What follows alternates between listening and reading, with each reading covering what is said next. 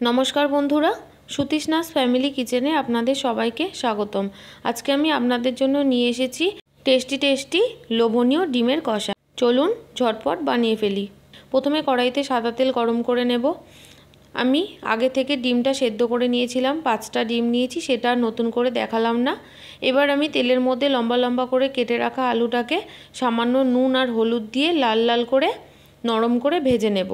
যত নুন দিয়ে ভাজা হবে আলুর ভেতরে নুনটা ঢুকবে তত আলুটা ভালো লাগবে।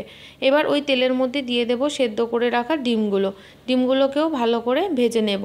একটু লাল লাল করে আমি ভেজে নিয়েছি, এবার তুলে নেব। এখানে আমি কোনো রকম আদা রসুনের পেস্ট ইউজ করব না, আদা রসুনগুলোকে আমি কুচিয়ে নেব। এবার ওই তেলের মধ্যে দিয়ে দেব কোচানো আদা রসুন, দিয়ে ভালো করে নাড়াচাড়া করে নেব। কিছুটা ভাজা হওয়ার পর ওর মধ্যে দিয়ে দেব কোচানো পেঁয়াজটাকেও খুব ভালো করে আদা রসুনের সাথে ভেজে নেব। এবার দিয়ে দেব ওর মধ্যে দুটো টমেটো আর পেঁয়াজটাকে একটু নাড়াচাড়া করে দিয়ে দেব পরিমাণ মতো নুনটা আগে দিয়ে দিলে টমেটো আর পেঁয়াজটা খুব তাড়াতাড়ি গলে যাবে।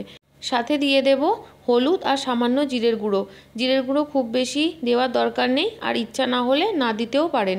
দিয়ে একটু নাড়াচাড়া করে ওর মধ্যে দিয়ে দেব কাঁচা লঙ্কা। আপনারা আপনাদের ইচ্ছা মতো ঝাল দিয়ে নেবেন। যাতে মশলাটা পুড়ে না যায় তার জন্য সামান্য জল দিয়ে খুব ভালো করে কষাবো, যাতে টমেটোটা পুরোপুরি গলে যায়। এবার ভালো করে কষানো হয়ে গেলে দিয়ে দেব ভেজে রাখা আলুগুলো দিয়ে ভালো করে কষিয়ে নিয়ে সামান্য গরম মশলা দিয়ে আবারও বেশ খানিকক্ষণ খুব ভালো করে কষিয়ে পরিমাণ মতো জল দিয়ে দেব। এবার সেদ্ধ করার জন্য ঢাকনা দিয়ে প্রায় 15 থেকে 20 মিনিটের জন্য আস্তে আঁচে রেখে দেব। তারপর ঢাকনা খুলে আলুগুলো যখন মোটামুটি সেদ্ধ হয়ে যাবে তারপর ডিমগুলো দিয়ে দেব। ডিমগুলো দিয়ে একটু নাড়াচাড়া করে ফুটিয়ে নেব। তারপর লাস্টে ধনেপাতা ছড়িয়ে আরও 1 থেকে 1.5 মিনিট ফুটিয়ে নিয়ে নামিয়ে নেব।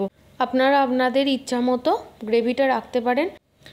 নামিয়ে নেওয়ার পর আমি আবারও ওপর থেকে কিছুটা ধনেপাতা গার্নিশ করে দেব, দিয়ে সার্ভ করে দেব। বন্ধুরা, রেসিপিটা গরম ভাত তো বটেই, তার সাথে সাথে রুটি পরোটা দিয়েও ভীষণই ভালো লাগে। আপনারা অবশ্যই একবার ট্রাই করে দেখবেন। আর রেসিপিটা যদি ভালো লেগে থাকে তাহলে অবশ্যই আমার এই চ্যানেলটা লাইক, কমেন্ট, সাবস্ক্রাইব এবং শেয়ার করে দেবেন। আর অবশ্যই কমেন্টে জানাবেন রেসিপিটা কেমন হয়েছে।